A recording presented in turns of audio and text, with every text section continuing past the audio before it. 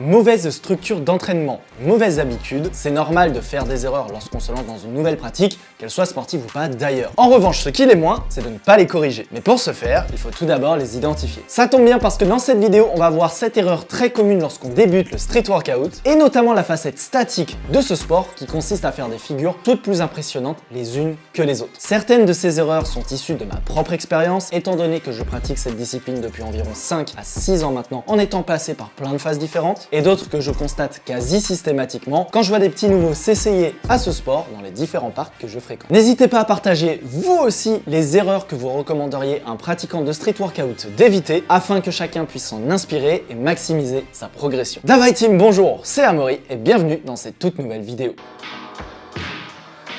Amaury, combien de tractions ou de dips dois-je avoir afin de commencer les figures? C'est vraiment la question que je reçois toutes les semaines sur Instagram et je réponds toujours la même chose. 0. Pouvoir faire 25 tractions, 50 dips, 5 muscle-up, ça n'a rien à voir avec faire un front lever, une planche ou encore un handstand. Non pas qu'avoir des bases sur ces mouvements ce ne soit pas un plus. On voit d'ailleurs des athlètes avoir certaines figures sans jamais les travailler uniquement parce qu'ils ont un bon niveau en set and rep et en street lifting. Mais premièrement, cela n'est vrai que pour certaines figures, je pense notamment au front lever ou encore au drapeau. Et deuxièmement, ces mêmes figures, ils les auraient apprises plus rapidement s'ils les avaient travaillées spécifiquement. Et enfin, si vous avez un œil aiguisé, vous remarquerez que les figures qu'ils réalisent, elles ne sont pas clean form. Autrement dit, elles ne sont pas parfaitement exécutées. De ce fait, non, vous n'avez pas besoin de base pour débuter dès à présent l'apprentissage des figures de base telles que le handstand, le L-sit, le dragon flag ou encore le drapeau.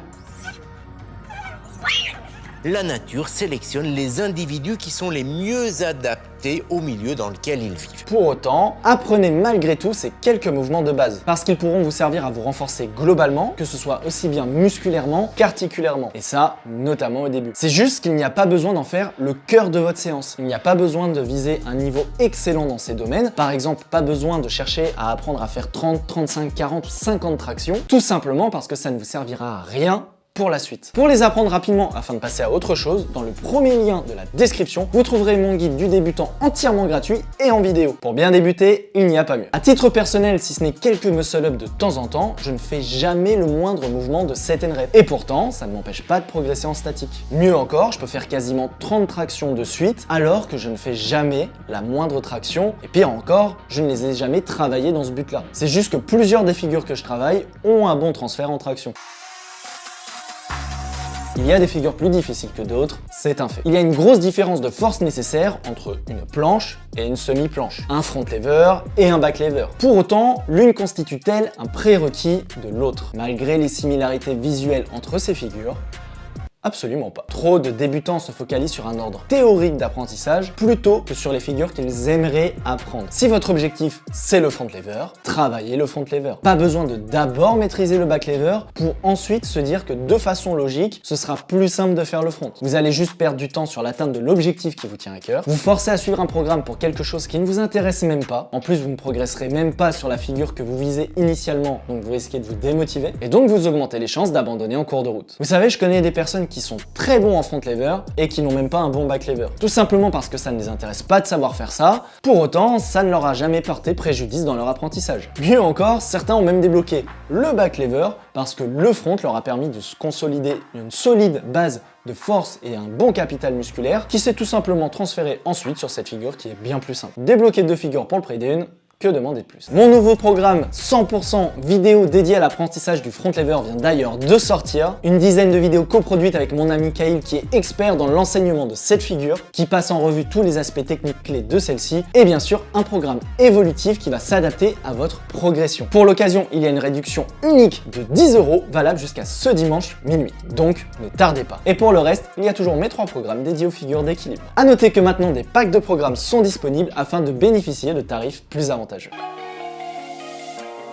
Ces deux sports permettant de se développer un physique titanesque, on a tendance à vouloir appliquer des formats d'entraînement venus de la muscu au street workout. Mais avant de vous expliquer en quoi c'est une erreur, pensez à liker et à vous abonner parce qu'il y a une vidéo tous les 2 jours à partir de la semaine prochaine. Donc niveau contenu, vous allez être servi. Typiquement, en musculation, on construit sa séance autour de 4 ou 5 exercices différents, avec à chaque fois un nombre de séries, un nombre de répétitions, un tempo, un temps de repos précis, etc. etc. Et surtout, une surcharge progressive séance après séance, afin de s'assurer que la séance, elle est toujours assez intense, ce qui va nous permettre d'évoluer sur le long terme. Et dans l'absolu, c'est pas une si mauvaise idée de vouloir appliquer ce format au street workout. Mais à condition que vous pratiquiez le street workout uniquement pour le développement physique. Mais ici, on parle des figures de street workout, pas de se développer un physique. Non pas que votre physique, il ne va pas évoluer en faisant des figures. Simplement, ce n'est pas l'objectif. C'est juste un effet secondaire, mais plutôt agréable. Vraiment agréable. Mais pourquoi ce n'est pas une bonne idée? En musculation, que l'on soit un total débutant qui n'a jamais fait de sport ou un pratiquant aguerri avec 10 ans de pratique et même qui fait des compétitions, les exercices que l'on fait, ils sont les mêmes. On va jouer sur le poids, le tempo, le nombre de séries, le nombre de reps. La qualité d'exécution du mouvement sera probablement différente aussi, certes.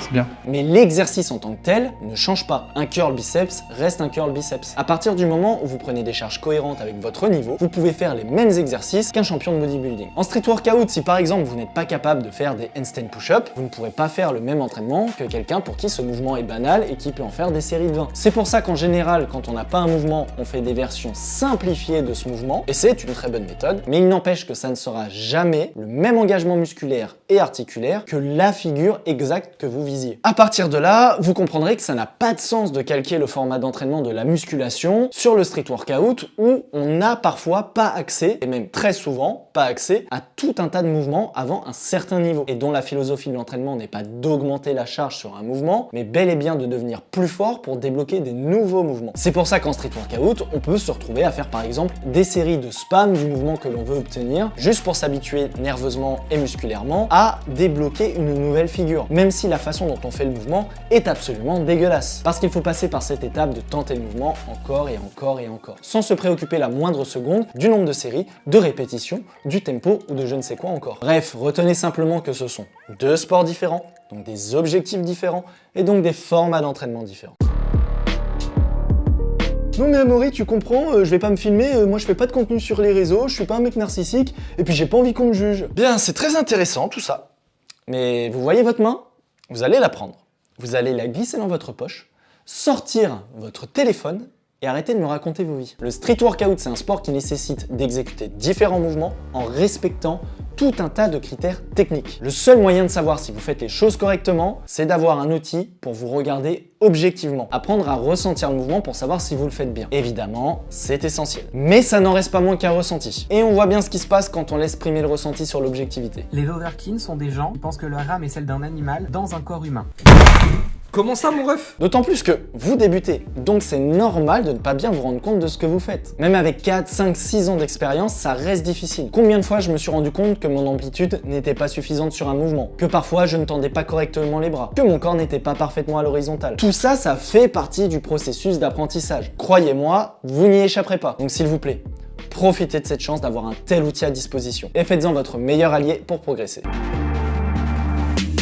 Vous l'avez forcément déjà entendu quelque part, et pourtant suivre ce principe, c'est la pire des décisions. Avant de m'insulter en commentaire, laissez-moi vous expliquer. N'oubliez pas qu'en street workout, l'objectif c'est d'apprendre des mouvements que nous ne savons pas faire. Encore une fois, ce n'est pas comme en musculation où on peut faire des exercices avec des charges progressives et adaptées à notre niveau. Mais nous, pour des raisons évidentes, on ne peut pas faire ça. Si on veut faire une full planche, c'est soit avec le poids de notre corps, soit rien du tout. On ne peut pas diviser magiquement notre poids par 2 de façon uniforme sur notre corps et sans outils externes. Ça n'existe pas. Certes, on peut utiliser des élastiques pour se délester, mais ce n'est quand même pas le même travail que sans, même si c'est très utile, et c'est encore moins l'équivalent d'une division de notre poids de façon uniforme partout sur notre corps. Ça reste un délestage qui est non seulement variable étant donné qu'on parle d'un élastique, et qui en plus se fait sur un point précis de notre corps. Nous, la seule option que nous avons, c'est de faire, et donc au début de mal faire, voire même très mal faire ce nouveau mouvement, afin de l'apprendre. Pour illustrer, je vous propose qu'on prenne mon apprentissage de la full planche que vous pouvez retrouver dans les différents vlogs qui sont dispo sur la chaîne. Je sais faire une tuck planche sans aucun souci, qui est une variante bien plus simple de la planche. Si je devais suivre la règle du quality over quantity, actuellement si on priorise la qualité maximale d'exécution du mouvement, il n'y a que la tuck planche que je sais faire. Sauf que si je me contente de ce mouvement dans mes entraînements, je ne vais jamais progresser. Je vais sûrement devenir monstrueux en tuck planche, mais ce n'est pas mon objectif. Mon objectif, c'est la full planche. Donc je me dois d'inclure des mouvements qui sont plus avancés dans mon entraînement, même si je ne les fais pas bien. Je dois avoir conscience de comment bien les faire, avoir avoir la volonté de bien les faire, mais accepter le fait que je vais dégrader certains points techniques, le temps de progresser, de gagner en force, de gagner en aisance technique. Quelque part, je fais même du quantity over quality. Donc tout l'inverse de ce qu'on nous apprend normalement. La nuance, c'est que je ne dégrade pas les mouvements pour une raison d'ego, je fais une dégradation consciente des mouvements afin de gagner en maîtrise et m'améliorer petit à petit. Là est toute la nuance et la clé pour évoluer.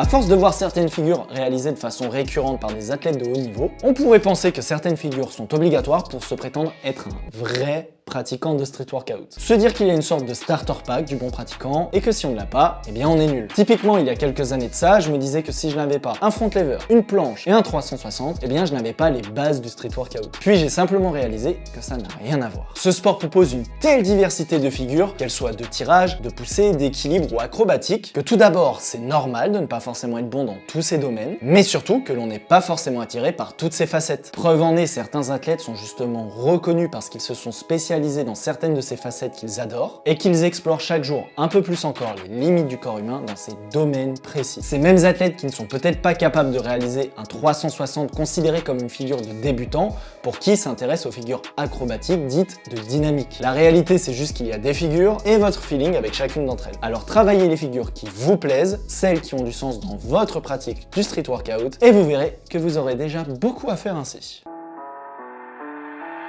Maintenant, pour savoir ce qui vous plaît vraiment, il faut aussi vous accorder le temps d'explorer, surtout dans vos débuts. L'erreur commune, c'est de penser qu'il faut acquérir un niveau crédible rapidement. Que si après quelques semaines, vous ne commencez pas à avoir des résultats palpables sur des figures plutôt de base, entre guillemets, bah vous brassez simplement d'air à l'entraînement. C'est totalement faux. Vous pouvez aussi simplement prendre le temps de vous amuser à explorer un petit peu toutes les facettes de ce sport, toucher un petit peu à tout, en faisant des séances parfois plus orientées CTN rep, d'autres plus orientées dynamiques avec des figures acrobatiques, ou d'autres plus force avec des figures statiques. Et forcément, en prenant le temps d'explorer, vous allez progresser un petit peu moins vite que quelqu'un qui se lancerait directement dans le street en ayant un objectif très précis en tête et qui ferait tout pour l'obtenir. Mais au moins en faisant ça, vous aurez l'occasion d'avoir une bonne vision globale de ce que ce sport a à offrir et surtout à vous offrir. N'oubliez pas, vous n'êtes pas compétiteur, ou en tout cas pas tout de suite. Vous n'avez donc pas à travailler des choses qui ne vous plaisent pas uniquement pour répondre aux besoins d'un barème sur lequel vous allez être évalué. Les performances que vous produisez, elles sont pour vous et uniquement pour vous. Donc faites des entraînements dans lesquels vous allez prendre un maximum plaisir, donc durer dans le temps et donc évoluer sur le long terme. L'espace commentaire est là pour me dire si vous vous êtes reconnu dans certaines de ces erreurs. N'oubliez pas les programmes dans le premier lien de la description, like et abonnement pour soutenir le travail parce que le rythme de vidéo va être effréné dans les prochaines semaines. C'était Amaury, je vous dis portez-vous bien, à la prochaine et Davai.